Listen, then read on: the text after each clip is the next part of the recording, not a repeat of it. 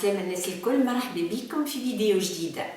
الموضوع متاع اليوم est un tout petit peu original mais quand même يلفت النظر خاطر il est très important.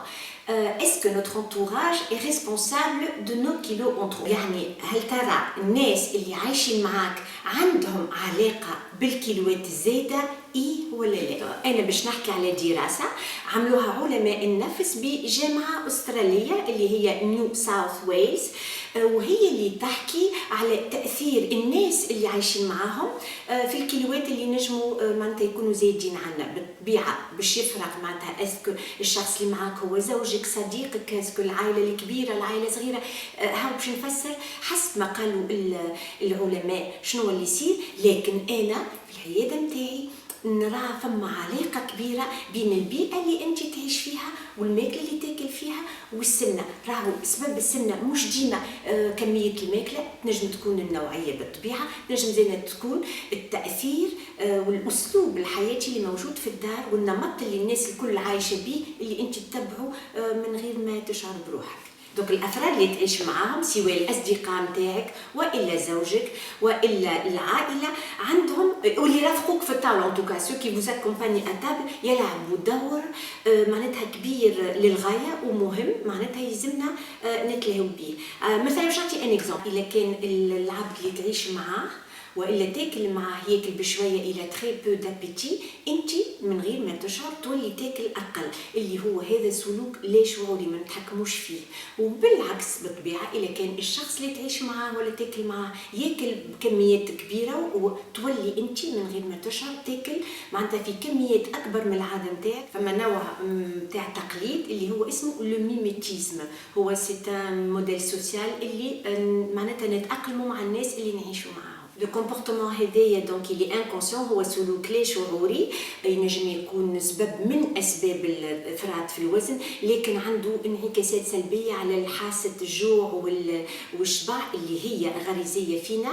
دونك فما اون موديفيكاسيون دو نوتر ابيتي، يعني لي سينيو اللي يخلطوا للمخ وقتاش نشبعوا وقتاش نجوعوا يتغيروا يوليو ما عادش ادله. مثلا الاشارات الداخليه مثل الجوع والاحساس بالشبع اللي هما لي سينيو يخلطوا للمخ يغيروا الشهية الحقيقية. يعني الناس اللي نعيشوا معاهم نوليو نتبعوا فيهم ونقلدوا فيهم أكثر من اللي نسمعوا معناتها الإحساس الداخلي نتاعنا بحاسة الجوع والشبع، وهذا يغير الكميات سواء في الإفراط وإلا في التقليل. دونك الدراسة اللي نحكي عليها خرجت برشا نقط، معناتها وضحت نقط منهم اخترت منهم أنا حاجة اللي نراها صحيحة، أنه مونجي اون جروب يلزمك باش تاكل أكثر من اللي تاكل وحدك. بيان سور مش dans tous les cas mais généralement le groupe t'incite à manger plus. فما une pression du groupe عليك.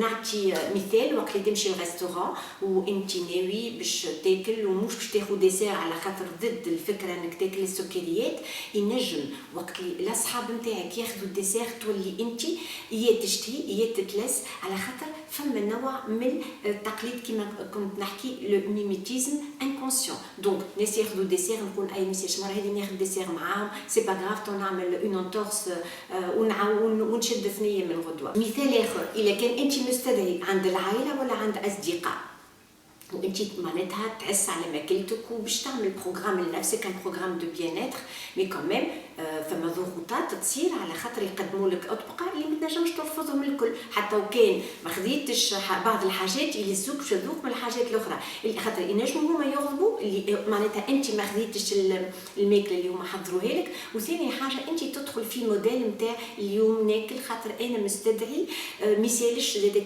كيف تو غدوه نرجع نتبع الريجيم نتاعي ولا لو مود دو في نتاعي. دونك وين حبيت ناكد اللي لا بريسيون دو جروب اي لورد، على خاطر اوني امني ا فيفر اون سوسيتي والناس الكل ماهمش يطبقوا في البرنامج نتاعك. فما نقطة ثانية زايدة وراتها الدراسة اللي الناس اللي تعيش معاهم سورتو الشخص ولا الصديق اللي انت تفطر معاه إذا كانوا ياكل بسرعة وياكل كميات كبيره انت زاده باش تولي تتبعه. دونك النصيحه انه تاكل في عقلك، ما يسالش حتى كان الشخص اللي معاك ياكل بزربه وياكل كميات كبيره، حاول انت باش تمغض في عقلك وتاكل اقل منه، على خاطر السرعه تؤدي الى كميات كبيره، بما انه المخ معناتها ما يحس بالشبع الا 20 دقيقه بعد معناتها لو ديبي دو ريبا. ماذا بيك فك 20 دقيقه تكون انت كليت كميات اقل وتمغض في عقلك. وما تتبعش الانسان اللي ياكل بزربه، كان تولي تاكل كيفه باش تولي تاكل كميات اكبر وباش تسمن. في الدراسه هذه زاده، وانا نشوفها زاده في العياده الحقيقه، انه بالحق ما فماش كان هذاك، فما زاده المطعم تاع الماكله واختياراتك، انت تحب الماكله هذيك ولا مش، كيما حد يقدم لك حاجه انت تموت عليها، كيما يقدم لك حاجه انت ديجا ما عندكش فيها رغبه. سي فري كو لو غو دي زاليمون الا فان واحساس بالجوع عندهم دور في الوزن تاعنا، اما زاده الخلطه عندها دور كبير. دونك للخلاصه وباش معناتها نتفاداو المشكل هذايا، اكبر نصيحه نقولها لكم هي مونجي افيك كونسيونس. بما انه هو اللي كنت نحكي عليه سلوك لا شعوري، انت وين تحضر مع الناس اللي باش تخلطهم تذكر اللي هذايا الكل عنده انعكاسات على الوزن نتاعك. دونك تولي تمغص في عقلك، تاكل بشويه، الا كان فما 2 3 ديسير ما تاكلهمش 3، ذوق واحد بركه يكفي. الا كنت نجم تتجنبوا ميسالش، انت عارف البرنامج نتاعك شنو هو اللي تحب تتبعه. امبليكي فو زامي، راهو باهي باش تحكي مع اصحابك ومع العائله اللي انت عايشه فيها، اللي عندك معناتها طريقه جديده اللي تحب تاكل بها ولا اللي باش توصل بالنتائج اللي انت تحب تخلط لها. دوك علاش لي فو امبليكي فو زامي والا فوتر فامي لازم هما يربحوا نصايح معاك، خاطر هو اللي معناتها النصيحه اللي نعطي فيها تفيد الناس الكل، والا تعلمهم باش حتى كي يستدعوك يعرفوا يحضروا لك حاجات اللي تنجم انت اونتر بارونتيز تاكلها على خاطر هي هيلثي. ان شاء الله الفيديو هذه عجبتكم، وإلا كان كلامي يظهر لكم صحيح نيزيتي با ا مو ليسي دونك دي كومونتير اون با دو لا باج، اللي عاش الاكسبيريونس هذيا يقسمها معايا وانا نحكي بها مع الناس الكل. سورتو نشوفها دون لي جون كوبل اللي عرسوا يقولوا لي بعد العرس سمنا، دونك يراجعوا نفسهم اسكو على خاطر الكونجوان اللي يعيشوا معاه ياكل برشا، ياكل فيسا، ولا لونتوراج ولا العائله الجديده اللي انت دخلت لها عندهم معناتها عادات غير العادات نتاعك. ريفليشيسي.